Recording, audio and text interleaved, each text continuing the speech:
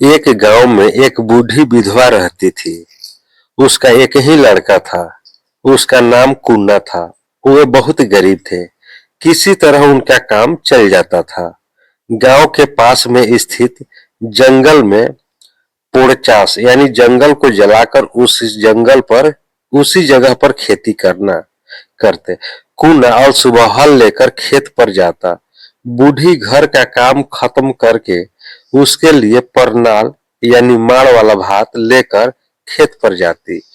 रास्ते में झाड़ झंखाड़ से भरे जंगल से एक सियार निकलता और बूढ़ी से कहता, कुन्ना माँ कुन्ना माँ खींचकर पकड़ पूछ मेरी, मैं खाऊं भात सारा कुन्ना पिए माड़ पानी। बूढ़ी डरकर परनाल सियार के आगे रख देती और उसकी पूंछ पकड़ लेती। सियार भात खा जाता। बूढ़ी माड़ लेकर बेटे के पास पहुंचती।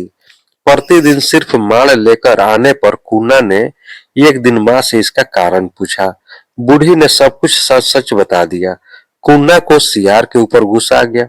वह बूढ़ी से बोला, माँ तू कल सुबह खेत पर आ जाना, मैं तुम्हारा कपड़ा पहनकर परनाल लेकर आऊंगा। दूसरे दिन कुन्ना साड़ी पहनकर बूढ़ी का रूप धरकर परनाल लेकर चला। सियार को तो लालच आ चुका था। झाड़ झंखाड़ से निकलकर वही गीत दोहराया। कुन्ना ने परनाल रख दिया और सियार की पूंछ पकड़ ली। सियार ने खाना शुरू किया तो कुन्ना ने कमर से छुरा निकालकर उसकी पूंछ काट दी। सियार दर्द से चीखता हुआ जंगल की तरफ चला गया। उसे भागते देखे कुन्ना को अपनी हंसी रोकना मुश्किल हो गया। उसको हंसता देखकर सियार पीछे मुड़कर देखा। बोला, ठहर जा छोकरे, तेरे हल जुआ में अगर मैंने बिष्ठा नहीं पोत दी तो मेरा नाम नहीं। कुन्ना ने उस दिन अपने हल जुआ में धारदार उस तरह बांध दिया। रात में सियार जब हल जुआ में बिष्ठा पोतने लगा तो उस तरह से उसका पैर कट गया। वह दर्द से कराह उठा। कुन्ना ओट में छुपकर सियार का यह हाल देखकर हंस पड़ा। सियार झेप गया और गुस्से में आकर बोला, ठहर जा छोकरे, तेरी सारी मुर्गियों को अगर खा न लूं तो कहना। कुन्ना उस दिन मुर्गियों के दरबे में हंसिया लेकर बैठ गया। उस रात सियार ने मुर्गी पकड़ने के लिए जैसे ही सिर अंदर किया, कुन्ना ने हंसिये से उसे 2-3 बार चोट पहुंचाई। सियार ने सोचा, शायद बड़े बड़े मुर्गे हैं जो चोंच मार रहे हैं। ऐसा सोचकर उसने गर्दन और अंदर घुसाई। अब कुन्ना ने जोर से उसके सिर पर वार किया। सियार दर्द से चीख पड़ा। कुन्ना हंसते हंसते लोटपोट हो गया। सियार की बात समझ में आई तो जाते हुए बोला, ठहर जा रे छोकरे, तेरी सारी भेड़ों को मैं जरूर खा जाऊंगा। कुन्ना भेड़ के तबेले में कुल्हाड़ी लेकर बैठ गया। सियार ने आकर जैसे ही सिर अंदर घुसाया, कुन्ना ने उसके सिर पर धीरे से वार किया। भेड़ का सिर तो सख्त होता है और फिर वही शायद बड़ी भेड़ है जो सिर से वार कर रही है। ऐसा सोचकर सियार ने फिर अपना सिर घुसाया। अब की कुन्ना ने जोर से सिर पर वार किया। सियार की हालत का क्या कहना, चित वहीं लौट गया। अब जब उठा तो उसे कुन्ना की हंसी सुनाई दी। गुस्से से भरकर सियार बोला, ठहर जा रे छोकरे, तेरी शुद्धि क्रिया का भोजन न खाया तो कहना।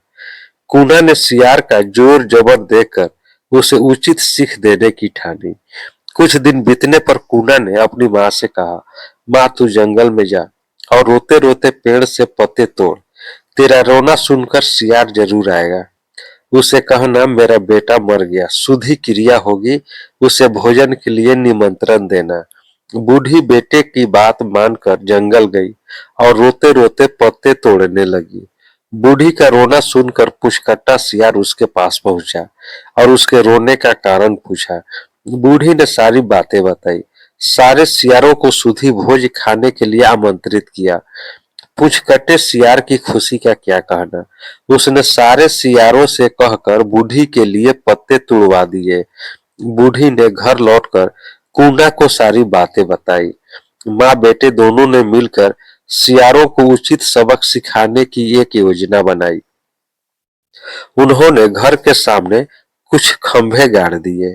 सारे सियार भोज खाने पहुंचे तो बूढ़ी सबके गले में रस्सी डालकर खंभे से बांधने लगी। सियारों ने इसका कारण पूछा तो बूढ़ी बोली, बेटो तुम सब ठहरे पशु, खाने के समय में एक दूसरे को काटने लगोगे, जितना खाओगे उससे ज्यादा नुकसान करोगे।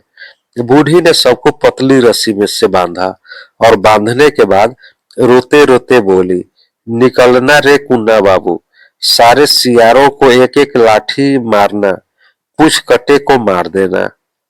सियारों ने इसका कारण पूछा तो बूढ़ी बोली, श्राद्ध में पूजा से पहले ऐसे ही रोना होता है। कूना तो छुपा हुआ था।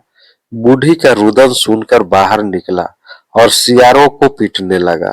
सभी रस्सी तोड़कर भाग गए, पर पुचकट्टा सियार भाग नहीं सका।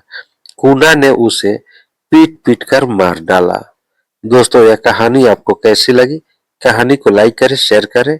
चैनल पर नए हैं तो चैनल को सब्सक्राइब कर लें, बेल आइकन का बटन दबा दें कि आपको इस तरह की कहानियां मिलती रहे। अब हम आप लोग